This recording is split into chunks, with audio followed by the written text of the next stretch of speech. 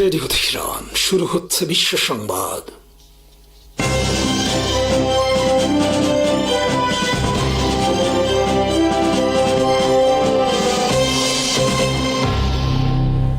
শুরুতেই সংবাদ শিরোনাম। যুক্তরাষ্ট্রের আলোচিত সাংবাদিক টাকার কার্লসন বলেছেন, প্রেসিডেন্ট ডোনাল্ড ট্রাম্প নেতানিয়াহুর কাছে জিম্মি। 30 বছরের মধ্যে প্রথম 1 মাস পর্যন্ত তেল রপ্তানি শূন্য কুয়েত। কাতার ও কুয়েত যুক্তরাষ্ট্র থেকে কিনছে $8 বিলিয়ন মূল্যের এয়ার ডিফেন্স সিস্টেম। হরমুজ প্রণালীতে ইরানের জাহাজ জব্দ করে ট্রাম্প নিজেকে জলদস্যু হিসেবে দাবি করলেন। ট্রাম্প বলেছেন, ইরানে আবার হামলা শুরু হতে পারে। যুক্তরাষ্ট্রের আলোচিত সাংবাদিক টাকার কার্লসন বলেছেন, প্রেসিডেন্ট ডোনাল্ড ট্রাম্প ইসরায়েলের প্রধানমন্ত্রী বেঞ্জামিন নেতানিয়াহুর কাছে জিম্মি হয়ে আছেন। তিনি নেতানিয়াহুর একজন দাস। নিউ ইয়র্ক টাইমসের সাথে এক সাক্ষাৎকারে কার্লসন এমন মন্তব্য করেছেন। শনিবার পত্রিকাটি প্রকাশ করেছে তার সাক্ষাৎকার। এই সাক্ষাৎকারে কার্লসন বলেন, ইরানের বিরুদ্ধে যুদ্ধে ট্রাম্প একজন স্বাধীন প্রেসিডেন্ট হিসেবে সিদ্ধান্ত নেননি, বরং তিনি একজন জিম্মি প্রেসিডেন্ট হিসেবে সিদ্ধান্ত নিয়েছেন। প্রেসিডেন্ট তার ইচ্ছার বিরুদ্ধে এই যুদ্ধ করছেন। ট্রাম্প কার কাছে জিম্মি হয়ে আছেন এমন প্রশ্নের জবাবে কার্লসন বলেন, বেঞ্জামিন নেতানিয়াহু এবং যুক্তরাষ্ট্রে তার অনেক সমর্থকদের কাছে। কার্লসন এর কারণ উল্লেখ করে বলেন, ট্রাম্প 28 ফেব্রুয়ারি যুদ্ধ শুরু করেছিলেন, কিন্তু তিনি এটি থেকে বের হতে পারছিলেন না। কার্লসন বলেন, 8 এপ্রিল ইরানের সঙ্গে ট্রাম্প যুদ্ধবিরতির ঘোষণার মাত্র কয়েক ঘন্টার মধ্যেই ইসরায়েল লেবাননে নির্বিচার হামলা চালিয়ে বেসামরিক মানুষ হত্যা শুরু করে। ইসরায়েলের মূল উদ্দেশ্য ছিল আলোচনার মাধ্যমে সমাধানের সব পথ বন্ধ করে দেওয়া এবং ইরানকে ধ্বংস ও বিশৃঙ্খল না করা পর্যন্ত যুদ্ধ চালিয়ে যাওয়া। কার্লসন দাবি করেন, ট্রাম্প বলেছিলেন তিনি একটি সমঝোতা চান, কিন্তু ইসরায়েল তা রুখে দিয়েছে। এরপরও ট্রাম্প প্রকাশ্যে নেতানিয়াহুর সমালোচনা করতে অস্বীকার করেছেন। এরপর কার্লসন নিউ ইয়র্ক টাইমসকে বলেন, আপনারা কি রসিকতা করছেন? এটি তো দাসত্ব। এটি একজনের দ্বারা অন্যজনকে সম্পূর্ণ নিয়ন্ত্রণ করা। সাংবাদিক টাকার কার্লসন ডোনাল্ড ট্রাম্পের অন্যতম একজন গণমাধ্যম সহযোগী হিসেবে দীর্ঘ সময় ধরে ভূমিকা পালন করেছেন। ডোনাল্ড ট্রাম্প 2020 সালে নির্বাচনে পরাজয়ের পর অভিযোগ করেন তাকে পরিকল্পিতভাবে হারিয়ে দেওয়া হয়েছে। এক্ষেত্রে ট্রাম্পের এই অভিযোগের পক্ষে অন্যতম প্রচারক ছিলেন টাকার কার্লসন। টাকার কার্লসন ছিলেন ট্রাম্পপন্থী ফক্স নিউজের গুরুত্বপূর্ণ একজন উপস্থাপক এবং তখন তিনি ট্রাম্পের এই অভিযোগের পক্ষে ব্যাপক প্রচারণা চালান। 2024 সালের রিপাবলিকান ন্যাশনাল কনভেনশনে হামলার পর ট্রাম্পের বেঁচে যাওয়াকে ঐশ্বরিক হস্তক্ষেপ হিসেবে বর্ণনা করেছিলেন। কাতার ও কুয়েত যুক্তরাষ্ট্রের কাছ থেকে $8 বিলিয়ন মূল্যের সমরাস্ত্র ক্রয় চুক্তি করেছে। যুক্তরাষ্ট্র পররাষ্ট্র মন্ত্রণালয় শুক্রবার এই অস্ত্র বিক্রির অনুমোদন দিয়েছে। চুক্তি অনুযায়ী কাতার যুক্তরাষ্ট্রের কাছ থেকে $4 বিলিয়ন মূল্যে 4টি প্যাট্রিয়ট মিসাইল সিস্টেম এবং $1 বিলিয়ন মূল্যে অ্যাডভান্সড প্রিসিশন কিল উইপন সিস্টেমস সংগ্রহ করবে। যুক্তরাষ্ট্রের প্রতিটি প্যাট্রিয়ট মিসাইল সিস্টেমে রয়েছে একটি রাডার লঞ্চার সিস্টেম সহ 100টি মিসাইল বা ইন্টারসেপ্টর। প্যাট্রিয়ট মিসাইল 35 কিলোমিটার থেকে 160 কিলোমিটার দূরত্বে এবং 15 থেকে 24 কিলোমিটার উচ্চতায় বিমান, ড্রোন ও ক্রুজ মিসাইল ধ্বংস করতে পারে। কুয়েত $2.5 বিলিয়ন মূল্যে যুক্তরাষ্ট্র থেকে সমন্বিত ব্যাটল কমান্ড সিস্টেম সংগ্রহ করবে। এছাড়া একই দিন যুক্তরাষ্ট্র ও সংযুক্ত আরব আমিরাতের কাছেও $1.5 বিলিয়ন মূল্যের কিছু সমরাস্ত্র বিক্রির অনুমোদন দিয়েছে। ইরান বলেছে, আলোচনার মাধ্যমে যুদ্ধ বন্ধ করা অথবা পুনরায় যুদ্ধ শুরু করা উভয়ই এখন নির্ভর করছে যুক্তরাষ্ট্রের উপর। বল এখন যুক্তরাষ্ট্রের কোর্টে। যুক্তরাষ্ট্র যদি পুনরায় যুদ্ধ শুরু করতে চায় তাহলে ইরান যুদ্ধের জন্য প্রস্তুত। পাকিস্তানের মাধ্যমে যুদ্ধ বন্ধে নতুন করে 14 দফা প্রস্তাব নেওয়ার পর ইরানের পররাষ্ট্র মন্ত্রণালয় থেকে শনিবার এই বিবৃতি প্রকাশ করা হয়েছে। ইরানের তাসনিম নিউজের খবরে বলা হয়েছে, যুক্তরাষ্ট্রের 9 দফা প্রস্তাবের বিপরীতে ইরান সর্বশেষ 14 দফা প্রস্তাব পেশ করেছে যুক্তরাষ্ট্রের কাছে। এই প্রস্তাবে রয়েছে ইরানের জন্য নিরাপত্তা গ্যারান্টি, লেবানন সহ সব ফ্রন্টের যুদ্ধ বন্ধ করা, গোটা মধ্যপ্রাচ্য থেকে যুক্তরাষ্ট্রের সেনা প্রত্যাহার করা, যুদ্ধের জন্য ইরানকে ক্ষতিপূরণ দেওয়া এবং হরমুজ প্রণালী দিয়ে জাহাজ চলাচল বিষয়ে একটি আন্তর্জাতিক স্বীকৃত আইনি কাঠামো তৈরি করা।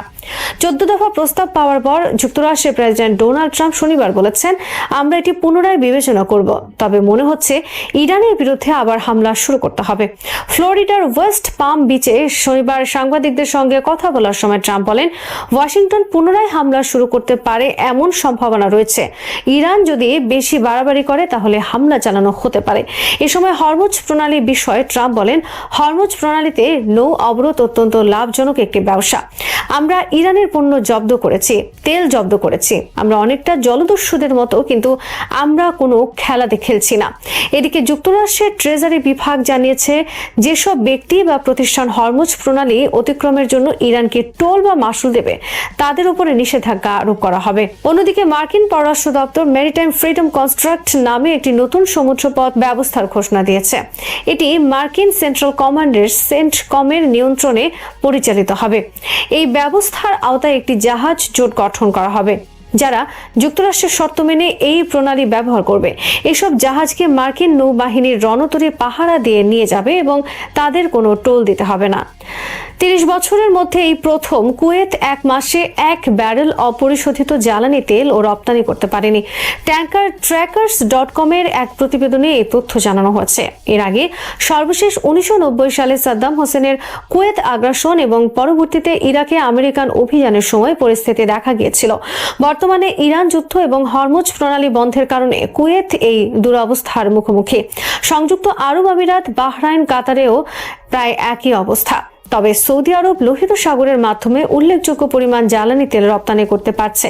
আর এ নিয়ে তীব্র দ্বন্দ্ব চলছে সৌদি আরব ও সংযুক্ত আরব আমিরাত সহ অন্যান্য উপসাগরীয় আরব দেশের সঙ্গে। তাদের অভিযোগ, সৌদি আরব লোহিত সাগর দিয়ে তেল রপ্তানির সুযোগ পাচ্ছে এবং সে কারণে সে হরমুজ প্রণালী চালুর বিষয়ে তেমন কোনো উদ্যোগ নিচ্ছে না। প্রকাশিত প্রতিবেদনে বলা হয়েছে, কুয়েত এখনও তেল উৎপাদন অব্যাহত রেখেছে। উৎপাদিত তেলের একটি অংশ সংরক্ষণে রাখা হচ্ছে এবং বাকি অংশ পরিশোধন করে বিভিন্ন পণ্য হিসেবে রপ্তানি করা হচ্ছে। সোমালিয়ার জলদস্যুরা ইয়েমেন উপকূল থেকে একটি জ্বালানি তেল ভর্তি ট্যাঙ্কার ছিনতাই করেছে। ট্যাঙ্কারটি ছিনতাইয়ের পর তারা সোমালিয়ার দিকে নিয়ে যাচ্ছে। ইয়েমেনের কোস্টগার্ড জানিয়েছে, এমটি ইউরেকা নামের ট্যাঙ্কারটি ছিনতাই হয়েছে এবং এটি সোমালিয়ার দিকে যাচ্ছে। কানা বন্দরের কাছে অ্যাডেন উপসাগরে জলদস্যুরা এটি দখল করে নেয়। বিবিসির খবরে বলা হয়েছে, 22 এপ্রিল সোমালি জলদস্যুদের দ্বারা অনার 25 ছিনতাইয়ের পর এটি 10 দিনের ব্যবধানে এই এলাকায় দ্বিতীয় তেল ট্যাঙ্কার ছিনতাইয়ের ঘটনা। 10 দিন আগে ছিনতাই হওয়া অনার 25 জাহাজটি 19,000 ব্যারেল তেল বহন করছিল। শুক্রবার ছিনতাই হওয়া জাহাজটি পশ্চিম আফ্রিকার দেশ টোগোর পতাকাবাহী এবং শুক্রবার সকালে স্থানীয় সময় ভোর বন্দুকধারীরা এটি দখল করে নেয়। 2011 সাল থেকে সোমালিয়া জলদস্যুদের কার্যক্রম কমতে শুরু করে, কিন্তু হামাস ইসরায়েল যুদ্ধ শুরুর পর 2023 সালের শেষের দিকে ইয়েমেনের হুথি আর্মি অ্যাডেন উপসাগর এবং লোহিত সাগরে জাহাজ আক্রমণ শুরু করে। এরপর থেকে এই অঞ্চলে আবার বেড়ে যায় সোমালিয়া জলদস্যুদের ছিনতাই। ইরানের তেল বাণিজ্যে জড়িত থাকার অভিযোগে 5টি চীনা কোম্পানির উপর যুক্তরাষ্ট্রের আরোপিত নিষেধাজ্ঞার বিরুদ্ধে পাল্টা পদক্ষেপ নিয়েছে চীন। বেইজিং আনুষ্ঠানিকভাবে এই মার্কিন নিষেধাজ্ঞা ঠেকাতে একটি নিষেধাজ্ঞামূলক আদেশ জারি করেছে। যুক্তরাষ্ট্রের অভিযোগ, চীনা প্রতিষ্ঠানগুলো ইরানের তেল কেনাবেচার সঙ্গে যুক্ত, যা আমেরিকান নিষেধাজ্ঞা নীতির লঙ্ঘন। বিশ্লেষকদের মতে, ইরানকে কেন্দ্র করে ওয়াশিংটন ও বেইজিং এর এই নতুন উত্তেজনা দুই দেশের চলমান বাণিজ্য ও কূটনৈতিক সম্পর্ককে আরও জটিল করে তুলতে পারে। ভারতের বহু প্রতীক্ষিত এবং কৌশলগতভাবে অত্যন্ত গুরুত্বপূর্ণ প্রকল্প ইরানের চাবাহার পোর্ট আজ এমন এক সন্ধিক্ষণে এসে দাঁড়িয়েছে যেখানে স্বপ্ন আর বাস্তবতার মধ্যে ব্যবধান ক্রমেই স্পষ্ট হয়ে উঠছে। একসময় যে বন্দরটিকে ভারত তার আঞ্চলিক প্রভাব বিস্তার, বাণিজ্য সম্প্রসারণ এবং ভূ রাজনৈতিক ভারসাম্য রক্ষার অন্যতম প্রধান হাতিয়ার হিসেবে দেখত, সেই প্রকল্প এখন নানা আন্তর্জাতিক চাপ, নিষেধাজ্ঞা এবং সংঘাতের কারণে কার্যত অনিশ্চয়তার গহ্বরে পড়েছে। বিশেষ করে যুক্তরাষ্ট্রের নিষেধাজ্ঞা নীতি এবং ইরানকে কেন্দ্র করে চলমান উত্তেজনা এই প্রকল্পের ভবিষ্যৎকে প্রশ্নবিদ্ধ করে তুলেছে। চাবাহার বন্দরের গুরুত্ব বুঝতে হলে প্রথমেই এর ভৌগোলিক অবস্থান এবং কৌশলগত প্রেক্ষাপটটি বোঝা জরুরি। ইরানের দক্ষিণ পূর্ব উপকূলে ওমান সাগরের তীরে অবস্থিত এই বন্দরটি এমন স্থানে গড়ে উঠেছে যা দক্ষিণ এশিয়া, মধ্য এশিয়া এবং পশ্চিম এশিয়ার মধ্যে একটি সংযোগের স্থল হিসেবে কাজ করতে পারে। এটি পাকিস্তানের গোয়াদার পোর্ট থেকে খুব বেশি দূরে নয়, মাত্র 140 কিলোমিটার। এই ভৌগোলিক নৈকট্যই এটিকে একটি গুরুত্বপূর্ণ কৌশলগত কেন্দ্রবিন্দুতে পরিণত করেছে। ভারতের জন্য সবচেয়ে বড় সমস্যা ছিল তার প্রতিবেশী পাকিস্তান। দীর্ঘদিনের রাজনৈতিক ও সামরিক বৈরিতার কারণে পাকিস্তানের মধ্য দিয়ে স্থলপথে ভারতের পণ্য পরিবহন কার্যত অসম্ভব। ফলে আফগানিস্তান এবং মধ্য এশিয়ার দেশগুলোর সঙ্গে সরাসরি যোগাযোগের ক্ষেত্রে ভারত সবসময় একটি বড় প্রতিবন্ধকতার মুখে পড়েছে। এই পরিস্থিতিতে চাবাহার বন্দর ভারতের জন্য এক ধরনের বিকল্প দরজা খুলে দেয়। সমুদ্রপথে পণ্য ইরানে পাঠিয়ে সেখান থেকে সড়ক ও রেলপথ ব্যবহার করে আফগানিস্তান এবং মধ্য এশিয়ায় পৌঁছানোর যে পথ তৈরি হয় সেটি ভারতের জন্য কৌশলগতভাবে অত্যন্ত মূল্যবান হয়ে ওঠে। এই বন্দর শুধু বাণিজ্যের জন্য নয়, বরং কৌশলগত ভারসাম্যের ক্ষেত্রেও গুরুত্বপূর্ণ। বিশেষ করে চীনের ক্রমবর্ধমান প্রভাবের প্রেক্ষাপটে এটি আরও তাৎপর্যপূর্ণ হয়ে ওঠে। পাকিস্তানের গোয়াদার বন্দর, যা চীনের সহায়তায় নির্মিত এবং চীন পাকিস্তান ইকোনমিক করিডোরের একটি গুরুত্বপূর্ণ অংশ, ভারতের জন্য একটি বড় উদ্বেগের কারণ। ভারতের শঙ্কা ছিল এই বন্দর ভবিষ্যতে চীনের নৌবাহিনীর ঘাঁটি হিসেবে ব্যবহার করা হতে পারে। সেই দৃষ্টিভঙ্গি থেকে চাবাহার বন্দর ভারতের জন্য একটা পাল্টা কৌশল হিসেবে কাজ করে, একটি স্ট্র্যাটেজিক কাউন্টারওয়েট। চাবাহার আরও একটি বৃহত্তর প্রকল্পের অংশ, international north south transport corridor. এই করিডোরটি ভারত, ইরান, রাশিয়া এবং ইউরোপকে সংযুক্ত করে। এটি একটি বহুমাত্রিক পরিবহন নেটওয়ার্ক, যার মাধ্যমে পণ্য দ্রুত এবং কম খরচে পরিবহন করা সম্ভব। ফলে চাবাহার বন্দর এই বৃহৎ করিডোরের একটি গুরুত্বপূর্ণ নোড হিসেবে কাজ করে। তবে এই স্বপ্ন বাস্তবায়নের পথ কখনোই মসৃণ ছিল না। 2003 সালে ভারত ও ইরানের মধ্যে চাবাহার উন্নয়ন নিয়ে প্রথম চুক্তি হলেও পরবর্তী সময়ে আন্তর্জাতিক রাজনীতির কারণে প্রকল্পটি বারবার বাধার মুখে পড়ে। বিশেষ করে যুক্তরাষ্ট্রের নিষেধাজ্ঞা এই প্রকল্পের অগ্রগতিকে দীর্ঘদিন ধরে থামিয়ে রাখে। 2015 সালে ইরান নিউক্লিয়ার ডিল স্বাক্ষরের পর পরিস্থিতি কিছুটা স্বাভাবিক হয় এবং ভারত আবার প্রকল্পটি এগিয়ে নেওয়ার সুযোগ পায়। 2016 সালে ভারতের প্রধানমন্ত্রী নরেন্দ্র মোদী তেহরান সফর করেন এবং ইরানের তৎকালীন প্রেসিডেন্ট হাসান রুহানির সাথে বৈঠকের পর চাবাহার প্রকল্পে নতুন করে গতি আসে। ভারত প্রায় $500 মিলিয়ন বিনিয়োগের প্রতিশ্রুতি দেয় এবং বন্দরটি একটি গুরুত্বপূর্ণ অংশ পরিচালনার দায়িত্ব গ্রহণ করে। কিন্তু 2018 সালে ডোনাল্ড ট্রাম্প প্রশাসন ইরান নিউক্লিয়ার ডিল থেকে সরে এসে আবার ইরানের ওপর কঠোর নিষেধাজ্ঞা আরোপ করে। এর ফলে চাবাহার প্রকল্প আবার অনিশ্চয়তার মুখে পড়ে। যদিও তখন আফগানিস্তানের উন্নয়নের কথা বিবেচনা করে যুক্তরাষ্ট্র এই প্রকল্পের জন্য একটি বিশেষ ছাড় দেয়, যা ভারতের জন্য একটি বড় স্বস্তি ছিল। কিন্তু সেই ছাড় এখন আর নেই। 2025 সালে যুক্তরাষ্ট্র ঘোষণা করে যে তারা ইরান সংক্রান্ত সব ধরনের ছাড় বাতিল করবে, যার মধ্যে চাবাহার প্রকল্প অন্তর্ভুক্ত। যদিও ভারতের অনুরোধে 2026 সালের এপ্রিল পর্যন্ত একটি সাময়িক সময় বাড়ানো হয়েছিল, সেই সময়সীমা শেষ হওয়ার পর এখন প্রকল্পটি কার্যত নিষেধাজ্ঞার আওতায় চলে এসেছে। এই পরিস্থিতিতে ভারতের সামনে একটি জটিল কূটনৈতিক সমীকরণ তৈরি হয়েছে। একদিকে তার রয়েছে দীর্ঘমেয়াদী কৌশলগত স্বার্থ, আফগানিস্তান ও মধ্য এশিয়ার প্রবেশাধিকার, চীনের প্রভাব মোকাবেলা এবং আঞ্চলিক বাণিজ্য সম্প্রসারণ। অন্যদিকে রয়েছে যুক্তরাষ্ট্রের সঙ্গে তার ক্রমবর্ধমান সম্পর্ক, যা বর্তমান ভারতের পররাষ্ট্র নীতির একটি গুরুত্বপূর্ণ স্তম্ভ। এদিকে ইরান যুক্তরাষ্ট্র উত্তেজনা ক্রমেই বাড়ছে। হরমুজ প্রণালী, যা বিশ্বের অন্যতম গুরুত্বপূর্ণ জ্বালানি পরিবহন পথ, তা নিয়ে উত্তেজনা ভারতের জন্য বিশেষ উদ্বেগের কারণ ভারতের জ্বালানি আমদানির একটি বড় অংশ এই পথ দিয়ে আসে। ফলে এই অঞ্চলে অস্থিরতা ভারতের অর্থনীতি ও জ্বালানি নিরাপত্তাকে সরাসরি প্রভাবিত করছে। ভারতের অভ্যন্তরেও এই বিষয়টি নিয়ে রাজনৈতিক বিতর্ক তুঙ্গে। বিরোধী দল ইন্ডিয়ান ন্যাশনাল কংগ্রেস সরকারের সমালোচনা করে বলেছে, যুক্তরাষ্ট্রের চাপের কাছে নতি স্বীকার করে ভারত তার কৌশলগত স্বার্থ বিসর্জন দিচ্ছে। অন্যদিকে সরকার বলছে তারা এখনো কূটনৈতিকভাবে সমাধানের চেষ্টা চালিয়ে যাচ্ছে এবং চাবাহার প্রকল্প থেকে পুরোপুরি সরে আসার কোনো সিদ্ধান্ত নেয়নি। বিশ্লেষকদের মতে ভারতের সামনে কয়েকটি সম্ভাব্য পথ রয়েছে। প্রথমত, তারা অপেক্ষা করতে পারে মধ্যপ্রাচ্যের বর্তমান সংঘাত শেষ হওয়া এবং নিষেধাজ্ঞা শিথিল হওয়ার আশায়। দ্বিতীয়ত, তারা চাবাহারে তাদের অংশীদারিত্ব সাময়িকভাবে কমিয়ে দিতে পারে বা ইরানের কোনো সংস্থার কাছে পরিচালনার দায়িত্ব হস্তান্তর করতে পারে। এতে ভবিষ্যৎ পরিস্থিতি স্বাভাবিক হলে আবার ফিরে আসার সুযোগ থাকবে। তৃতীয় এবং সবচেয়ে কঠিন সিদ্ধান্ত হলো পুরোপুরি প্রকল্প থেকে বেরিয়ে আসা। এতে ভারতের আর্থিক ক্ষতি হবে, পাশাপাশি তার আঞ্চলিক প্রভাবও কমে যেতে পারে। বিশেষ করে আফগানিস্তান এবং মধ্য এশিয়ায় ভারতের উপস্থিতি দুর্বল হয়ে পড়বে। তবে কিছু বিশেষজ্ঞ মনে করেন ভারত লং গেম খেলতে পারে, অর্থাৎ এখন সাময়িকভাবে পিছু হটে ভবিষ্যতে আবার সুযোগের অপেক্ষা করা। কারণ ভূ রাজনীতি দ্রুত পরিবর্তিত হয় এবং আজকের নিষেধাজ্ঞা আগামীকাল শিথিল হতে পারে। সবশেষে বলা যায় ভারতে চাবাহার স্বপ্ন এখনো পুরোপুরি মৃত নয়, তবে তা গভীর সংকটে পড়ে গেছে। এটি এখন নির্ভর করছে যুক্তরাষ্ট্র ইরান সম্পর্ক, মধ্যপ্রাচ্যের নিরাপত্তা পরিস্থিতি এবং ভারতের নিজস্ব কৌশলগত অগ্রাধিকার, এই তিনটি মূল উপাদানের উপর।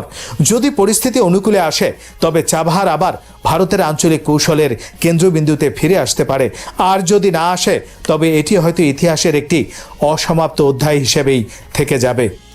গত বছরের মে মাসে বিমান যুদ্ধে ভারতকে পরাজিত করার পর সামরিক ক্ষেত্রে পাকিস্তান এক অনন্য উচ্চতায় গেছে।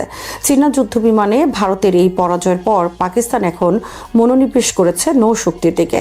পাকিস্তান তার সাবমেরিন বহরের সক্ষমতা বৃদ্ধির জন্য চীনের তৈরি হাঙ্গর ক্লাস সাবমেরিন সংযুক্ত করছে। হাঙ্গর ক্লাস সাবমেরিন থেকে প্রচলিত টর্পেডো এবং জাহাজ বিধ্বংসী ক্ষেপণাস্ত্র ব্যবহার করা যায়। পাকিস্তানের প্রতিরক্ষা ব্যবস্থা এখন কেবল একক কোনো সমরাস্ত্রের উপর নির্ভর না করে বরং চীনের সাথে সামরিক সহযোগিতার উপর ভিত্তি করে গড়ে উঠছে। পাকিস্তান প্রথম চীনা নির্মিত হাঙ্গর ক্লাস সাবমেরিন তাদের নৌবহরে কমিশন করার কথা আনুষ্ঠানিকভাবে জানিয়েছে। চীনের সানিয়াতে আয়োজিত এই অনুষ্ঠানে প্রেসিডেন্ট আসিফ আলী জারদারি এবং নৌবাহিনী প্রধান অ্যাডমিরাল নাভেদ আশরাফ উপস্থিত ছিলেন। এটি পাকিস্তানের নৌ আধুনিকীকরণ প্রচেষ্টার একটি গুরুত্বপূর্ণ অগ্রগতি হিসেবে দেখা হচ্ছে। নৌবহরে এই সাবমেরিন সংযোজন ছিল 8টি সাবমেরিন সংগ্রহের একটি বৃহত্তর পরিকল্পনার অংশ, যার মধ্যে 4টি চীনে নির্মিত হবে। বাকি 4টি প্রযুক্তি হস্তান্তর প্রোগ্রামের অধীনে পাকিস্তানে তৈরি করা হবে। ভারতের সাথে ক্রমবর্ধমান উত্তেজনা এবং দুদেশের পাল্টাপাল্টি ক্ষেপণাস্ত্র পরীক্ষার মধ্যে এই সাবমেরিন সংগ্রহের কথা জানানো হলো। পাকিস্তানের পক্ষ থেকে বলা হয়েছে সামুদ্রিক নিরাপত্তা জোরদার করা এবং গুরুত্বপূর্ণ সমুদ্র পথ রক্ষা করাই সাবমেরিন যুক্ত করার মূল লক্ষ্য। চীনের ইউয়ান ক্লাস নকশার এই হাঙ্গর ক্লাস সাবমেরিনগুলো এয়ার ইন্ডিপেন্ডেন্ট প্রপালশন, উন্নত সেন্সর এবং আধুনিক অস্ত্রে সজ্জিত। চীন থেকে পাওয়া এই সাবমেরিনগুলোর মাধ্যমে পাকিস্তানের প্রতিরক্ষা অবস্থানকে আরও শক্তিশালী করবে। এর মাধ্যমে তাদের অ্যান্টি অ্যাক্সেস এরিয়াল ডিনাইল সক্ষমতা বৃদ্ধি করবে। পাকিস্তানের কর্মকর্তারা প্রযুক্তি হস্তান্তরের এই প্রোগ্রামকে নৌবহরের সক্ষমতা বৃদ্ধির একটি ঐতিহাসিক মাইলফলক হিসেবে মনে করেন। প্রথম সাবমেরিনটি 2024 সালে পানিতে নামানো হয় এবং এবছর তা নৌবাহিনীতে অন্তর্ভুক্ত করা হলো। অনেক সামরিক বিশ্লেষক পাকিস্তান ও চীনের এই পদক্ষেপকে ভারতের সাথে সাম্প্রতিক সংঘাতের আলোকে দেখতে চান, যা পাকিস্তান চীন প্রতিরক্ষা সহযোগিতার আরেক দফা সম্প্রসারণ। জে-10C ফাইটার জেট সহ চীনা সমরাস্ত্র হস্তান্তরের পরিপূরক হিসেবে কাজ করছে এই সাবমেরিন হস্তান্তর। এই সাবমেরিনগুলো সমুদ্রে পাকিস্তানের নৌ সক্ষমতা শুধু বাড়াবে না, সমুদ্রভিত্তিক পারমাণবিক প্রতিরোধের কাজে ভূমিকা রাখবে। হাঙ্গর ক্লাস সাবমেরিনগুলোর কৌশলগত সক্ষমতা পর্যালোচনা করে নিউক্লিয়ার থ্রেট ইনিশিয়েটিভ 2024 সালে জানিয়েছে এই শ্রেণীর সাবমেরিনগুলো 53 মিলিমিটার টর্পেডো টিউব দ্বারা সজ্জিত। এটি চীনা U-6 এর মতো ভারী টর্পেডো এবং জাহাজ বিধ্বংসী ক্রুজ মিসাইল উৎক্ষেপণে সক্ষম। পাকিস্তান একটি সমুদ্রভিত্তিক পারমাণবিক প্রতিরোধ ব্যবস্থা গড়ে তুলতে এই সাবমেরিনগুলোকে পারমাণবিক ক্ষমতা সম্পন্ন সাবমেরিন লঞ্চ ক্রুজ মিসাইল দিয়ে সজ্জিত করার বিকল্প বেছে নিতে পারে। যদিও অনেক প্রতিরক্ষা বিশ্লেষক মনে করেন পারমাণবিক উদ্দেশ্যে ক্রুজ মিসাইল ব্যবহারের প্রবণতা কম, কারণ ব্যালিস্টিক মিসাইলের তুলনায় এগুলোর পেলোড বহন ক্ষমতা হালকা এবং সর্বোচ্চ পাল্লাও কম। পাকিস্তান যদি তার সাবমেরিনগুলোকে ASLCM দ্বারা সজ্জিত করে তবে তা নিউক্লিয়ার অ্যাম্বিগুইটি বা পারমাণবিক অস্পষ্টতা তৈরি করতে পারে, কারণ ভারতের পক্ষে এটি নিশ্চিত হওয়া কঠিন হয়ে পড়বে যে ধেয়ে আসা অস্ত্রটি পারমাণবিক নাকি প্রচলিত। তবে ভারতের সামরিক বিশ্লেষকরা মনে করেন এর মাধ্যমে পাকিস্তানের নৌ সক্ষমতা বহুগুণ বেড়ে যাবে। এই সাবমেরিনগুলো পানির নিচে পাকিস্তানের অবস্থান বজায় রাখার ক্ষমতা ক্রমশ বৃদ্ধি করতে পারে। এর মাধ্যমে ভারতকে এই সাবমেরিনের চ্যালেঞ্জ মোকাবেলা করতে হবে। সমুদ্রে পাকিস্তানের টহল আরও জোরদার হবে। ভারতকে সাবমেরিন বিরোধী অভিযানের প্রস্তুতি নিতে হবে, যা হবে ভারতের জন্য ব্যয়বহুল এবং কঠিন। পুরনো সাবমেরিনগুলো প্রতিস্থাপন এবং টহলের ফ্রিকোয়েন্সি বৃদ্ধি করার মাধ্যমে পাকিস্তান শান্তিকালীন সময়ে নিয়মিতভাবে ভারতীয় জাহাজগুলো পর্যবেক্ষণ করতে পারবে, যা ভারতকে এক ধরনের অনিশ্চয়তার মধ্যে রাখবে। ভারতীয় বন্দর ও নৌঘাটির নিকটবর্তী সমুদ্র পথগুলোকে হুমকির মুখে ফেলবে। সমুদ্রে ভারতের উপর নজরদারি বাড়ানোর পাকিস্তানের এই কৌশল আরও কার্যকর হবে যদি এর পেছনে চীনের প্রশিক্ষণ, যন্ত্রাংশ, গোয়েন্দা তথ্য এবং কারিগরি সহায়তা থাকে। হাঙ্গর ক্লাস সাবমেরিনগুলোর অপারেশনাল ভূমিকা হল পাকিস্তানের সমুদ্রতলের সক্ষমতা বৃদ্ধি করা, ভারত মহাসাগরে ভারতের বিশাল ও শক্তিশালী নৌবাহিনীর মোকাবেলায় সি ডিনায়াল পদ্ধতি বাস্তবায়ন।